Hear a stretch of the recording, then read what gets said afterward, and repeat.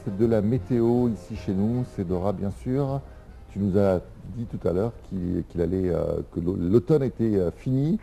L'automne vient de commencer. L'automne vient de commencer, pardon, l'été était fini, l'automne venait de commencer, donc normalement ça devrait dire que les températures devraient baisser. Exactement. Or il fait toujours à peu près 30 et quelques degrés.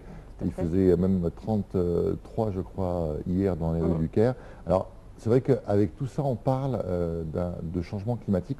Il y a un rapport par exemple qui vient de tomber qui dit que la banquise fond d'une façon phénoménale et que les ours polaires par exemple n'auront bientôt peut-être plus de place et ça sera l'extinction de la race à cause de la fonte des glaces. Exactement. Alors actuellement c'est un problème qui touche pratiquement tous les pays, hein, cette histoire de changement climatique. Il y a énormément de conférences qui ont lieu par exemple en Europe pour essayer de trouver des solutions.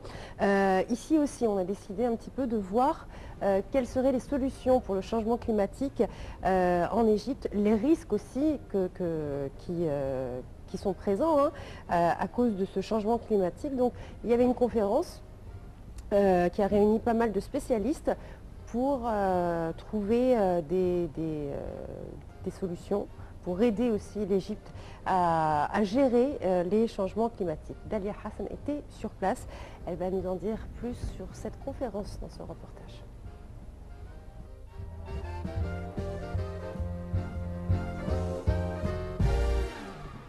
Le Centre d'information et d'aide à la décision a organisé un atelier de recherche qui s'est tenu en collaboration avec l'Organisation des Nations Unies au Caire sur le thème du changement climatique qui est aujourd'hui au cœur des préoccupations politiques aussi bien au niveau local que global.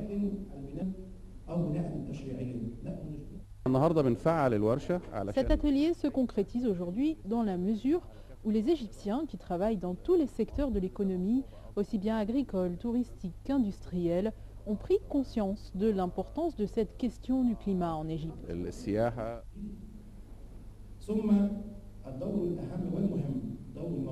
Les conférenciers ont assuré la mise en place d'un projet destiné à diminuer les risques annoncés en combinant des actions d'atténuation en une seule et même démarche intégrée sous la bannière de la gestion des risques climatiques, avec un soin particulier accordé aux groupes les plus pauvres de la population égyptienne.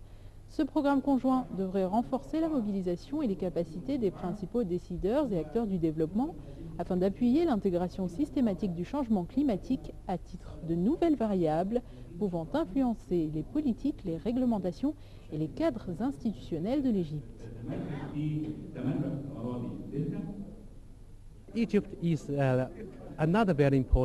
L'Égypte est un pays bien développé et notre pays, la Chine, espère toujours plus coopérer avec la société égyptienne et ce dans tous les domaines.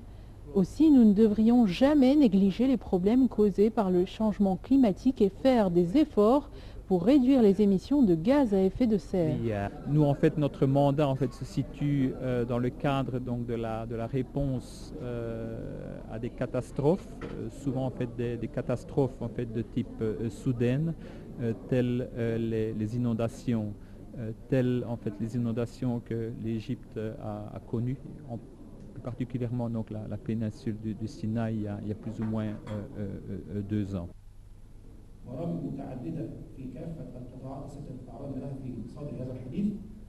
Même si de sérieuses difficultés sont observées dans le processus et la volonté d'élaborer des politiques et des stratégies d'intervention ayant pour objectif d'atténuer l'impact du changement climatique, telles qu'à Rio, Kyoto, Copenhague ou Durban, les négociations qui ont conduit à ces différents protocoles reflètent surtout les intérêts des pays du Nord.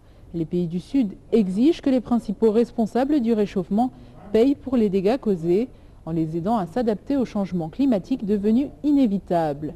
Jusqu'à présent, le Nord a largement fait la sourde oreille. Un nouveau partenariat Nord-Sud est pourtant indispensable, tant pour prévenir le pire que pour guérir des premiers soubresauts du climat.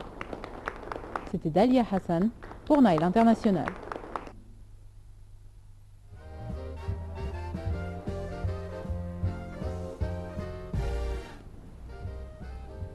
Allez, on est de retour après cette conférence sur le réchauffement climatique. On va passer à autre chose. On va passer à du cinéma. On va parler d'un grand acteur, n'est-ce pas? qui peut aussi réchauffer climatiquement quelques jeunes adolescentes, pourquoi pas. C'est vrai. Johnny Depp, un des artistes et des acteurs les plus doués de sa génération, certainement un des seuls acteurs, enfin un des rares acteurs on va dire, qui a commencé par une série plutôt pour adolescentes, pour arriver à être un acteur et un acteur immense, un des acteurs les plus payés du cinéma. Tout le monde le connaît bien sûr dans son rôle de Jack Sparrow, le pirate des Caraïbes. Beaucoup de gens, pour les plus cinéphiles, aiment bien ses collaborations avec Tim Burton. Oui, c'est son acteur fétiche. C'est son acteur fétiche, ouais. Il a joué quand même dans pas mal de films de Burton, Charlie la chocolaterie notamment, ou même le dernier Alice au pays des merveilles. C'est un acteur gigantesque, même s'il fait parler un petit peu de lui par sa vie privée après son divorce avec l'actrice française chanteuse Vanessa Paradis. On parle bien sûr de Johnny Depp, dont on va voir le portrait tout de suite.